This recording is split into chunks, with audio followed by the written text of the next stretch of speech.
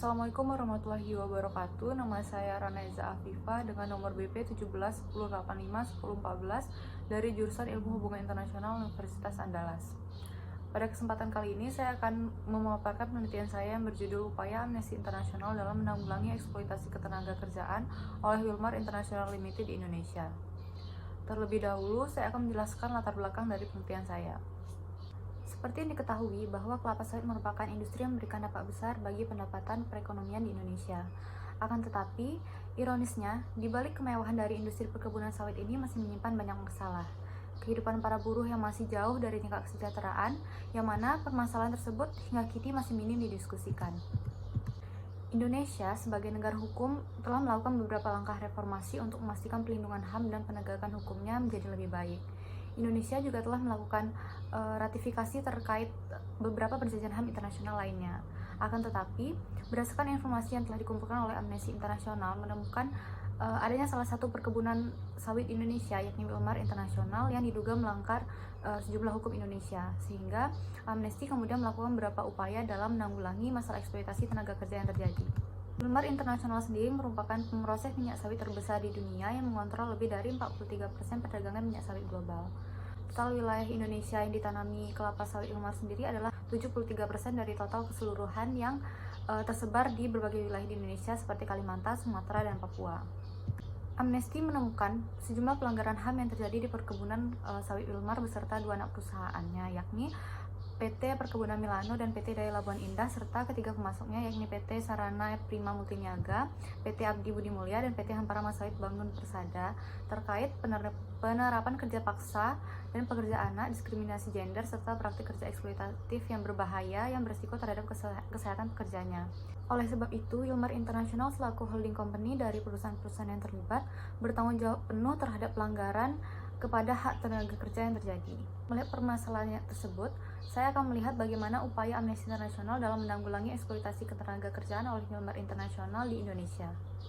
Adapun pertanyaan penelitian yang hendak dijawab pada penelitian ini adalah bagaimana upaya Amnesty International sebagai pembela HAM dalam menanggulangi eksploitasi ketenaga kerjaan oleh Wilmar di Indonesia. Kemudian, tujuan penelitian ini adalah untuk menjawab bagaimana upaya Amnesty International sebagai pembela HAM dalam menanggulangi eksploitasi ketenaga kerjaan oleh Wilmar di Indonesia. Sedangkan manfaat penelitian ini terbagi dua. Yang pertama adalah manfaat praktis. Yang kedua adalah manfaat akademis.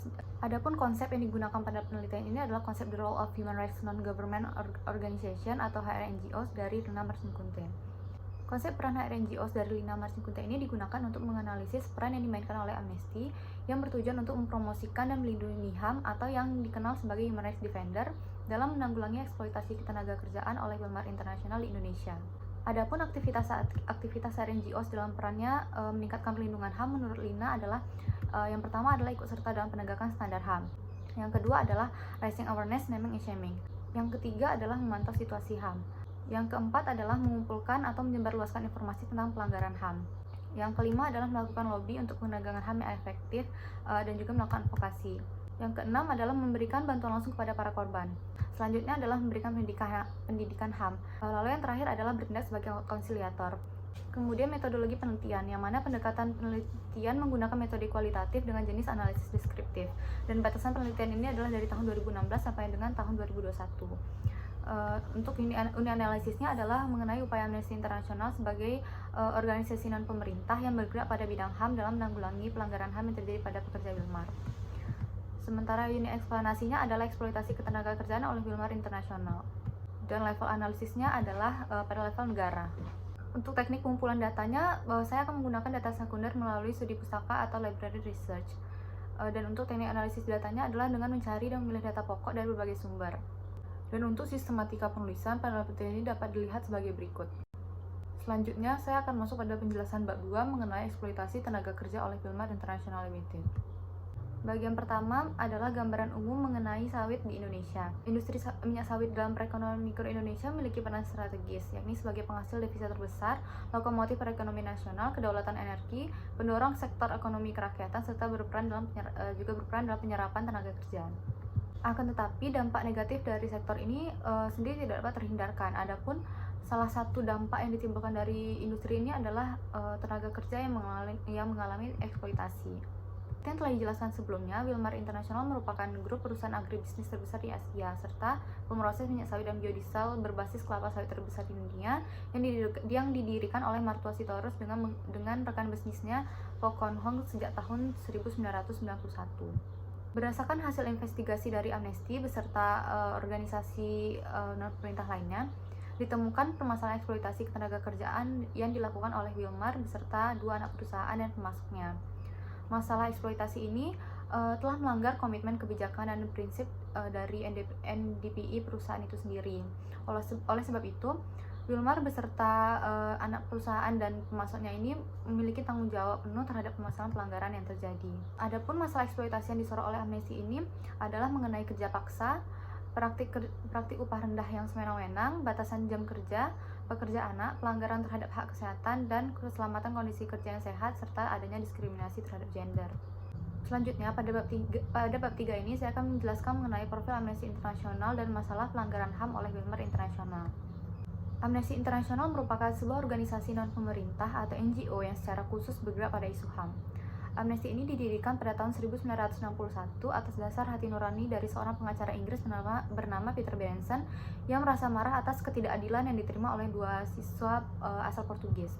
Meskipun pada awalnya organisasi ini fokus pada aksinya dalam membebaskan tahanan politik, akan tetapi aksi dan kegiatan dari Amnesty ini semakin berkembang seiring berjalannya waktu dan banyak melakukan advokasi terhadap berbagai kasus pelanggaran HAM lain di dunia, yang mana salah satunya adalah eksploitasi terhadap tenaga kerja.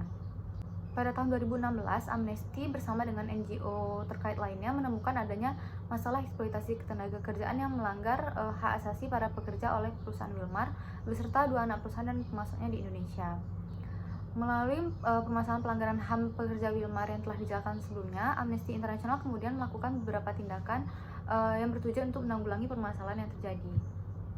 Adapun langkah awal yang dilakukan oleh Amnesty ini adalah dengan menerbitkan laporan yang berjudul The Great Palm Oil Scandal pada tahun 2016 yang mana berisikan informasi mengenai bagaimana perusahaan-perusahaan itu bergerak dan bagaimana pelanggaran HAM berat yang terjadi di 2 anak perusahaan dan pemasoknya.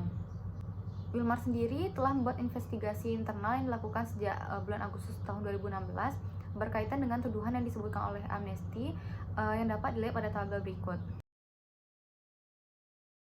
Selanjutnya, pada bab 4, saya akan menjelaskan mengenai analisis upaya Amnesty International dalam menanggulangi eksploitasi ketenaga kerjaan oleh Wilmar International.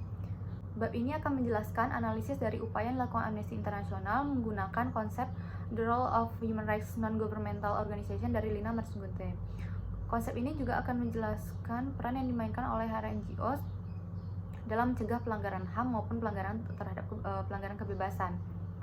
Oleh karena itu, konsep yang digunakan akan mendeskripsikan posisi Amnesty International sebagai sebuah NGO dalam mengidentifikasi upayanya sebagai human rights defender dalam menanggulangi permasalahan yang terjadi. Amnesty sesuai dengan visi dan misinya agar setiap orang mendapatkan perlindungan HAM turut berkontribusi sebagai human rights defender dalam menanggulangi masalah eksploitasi terhadap tenaga kerja. Adapun upaya yang dilakukan Amnesty International dalam menanggulangi eksploitasi ketenaga kerjaan oleh Wilmar International sesuai konsep HRNGO sebagai human rights defender menurut Lina adalah yang pertama adalah keterlibatan Amnesty International dalam penegakan standar HAM di Indonesia terkait isu eksploitasi pekerja oleh Wilmar International Limited, dan yang kedua adalah kampanye yang dilakukan oleh Amnesty International dalam upaya meningkatkan kepedulian publik. Yang pertama, keterlibatan Amnesty dalam penegakan standar HAM di Indonesia terkait isu eksploitasi pekerja oleh Wilmar International. Adapun upaya Amnesty dalam memantau situasi HAM yang pertama adalah bertindak sebagai watchdog yang bertujuan untuk memantau apakah Indonesia mematuhi kewajibannya di bawah HAM dan menindaklanjuti masalah pelanggaran yang terjadi serta memberikan penilaian tentang apakah dan bagaimana HAM itu dipastikan. Yang kedua adalah menyoroti isu mengenai eksploitasi tenaga kerja. Yang ketiga adalah menerbitkan laporan berjudul The Great Palm Oil Scandal. Dan yang keempat adalah memposting informasi mengenai pelanggaran yang terjadi melalui berbagai media sosial. Selanjutnya adalah upaya dalam menetapkan standar HAM. Adapun yang dilakukan oleh Amnesty adalah ikut campur dalam menanggulangi masalah kasus pelanggaran HAM yang dilakukan oleh perusahaan sawit Wilmar beserta 2 anak perusahaan dan pemasoknya, dan juga meminta pemerintah untuk memperketat undang-undang terkait tenaga kerja, khususnya mengenai hak terhadap tenaga kerja dan bagaimana kewajiban perusahaan terhadap tenaga kerjanya. Selanjutnya adalah upaya Amnesty International dalam melakukan lobby. Yang pertama adalah dengan melakukan penelitian terhadap masalah eksploitasi ketenaga kerjaan, melakukan monitoring terhadap isu yang terjadi, menyebarluaskan informasi yang telah dikumpulkan melalui berbagai platform, membentuk agenda dalam upaya menanggulangi permasalahan yang terjadi, serta melobi pemerintah untuk melakukan perubahan undang-undang terkait perlindungan terhadap tenaga kerja. Selanjutnya adalah upaya Amnesty International sebagai konsiliator, yakni Amnesty International bertindak sebagai pihak netral yang melakukan wawancara baik dengan pihak korban maupun melakukan pertemuan dengan pihak Wilmar, dan melakukan berbagai upaya untuk menemukan solusi dalam menanggulangi masalah yang terjadi. Lalu selanjutnya yang kedua adalah kampanye yang dilakukan oleh Amnesty International dalam upaya meningkatkan kepedulian publik. Yang pertama adalah menggunakan strategi raising awareness, naming and shaming. Adapun yang dilakukan oleh Amnesty adalah dengan menarik perhatian publik melalui akses informasi di berbagai media sosial, mengajak masyarakat sebagai konsumen untuk melakukan boikot terhadap produk yang dihasilkan dari eksploitasi terhadap tenaga kerja, yang mana pada masalah ini adalah produk-produk yang dihasilkan oleh Wilmar, melakukan kampanye dengan menyertakan tagar not in my trolley pada unggahan di media sosial, melakukan kampanye dengan penulisan surat yang disebut dengan pesan perubahan dengan menggunakan hashtag pesan perubahan pada unggahan media sosial, dan juga memberikan rasa malu terhadap pemerintah terkait pelanggaran HAM melalui informasi yang telah disebarkan. Selanjutnya adalah dengan upaya mengumpulkan atau menyebarluaskan informasi tentang pelanggaran HAM. Kita menerbitkan laporan yang berjudul The Great Palm Oil Scandal yang dapat diakses pada web resmi Amnesty International, dan juga memposting video melalui channel YouTube yang berjudul Fruits of Their Labor dan The Secret of World of Palm Oil, maupun pada media sosial lainnya seperti Instagram, Facebook, dan Twitter. Selanjutnya adalah upaya Amnesty dalam memberikan pendidikan HAM. Adapun melalui penyebaran informasi yang telah dilakukan oleh Amnesty ini memberikan pengetahuan dan juga dapat meningkatkan kesadaran publik akan pentingnya HAM. Selanjutnya upaya dalam memberikan bantuan langsung kepada korban.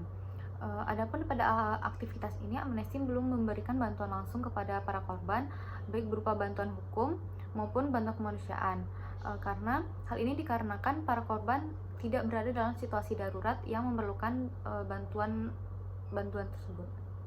Selanjutnya pada bab 5 yakni penutup yang berisi kesimpulan dan saran saya terkait penelitian yang telah dilakukan.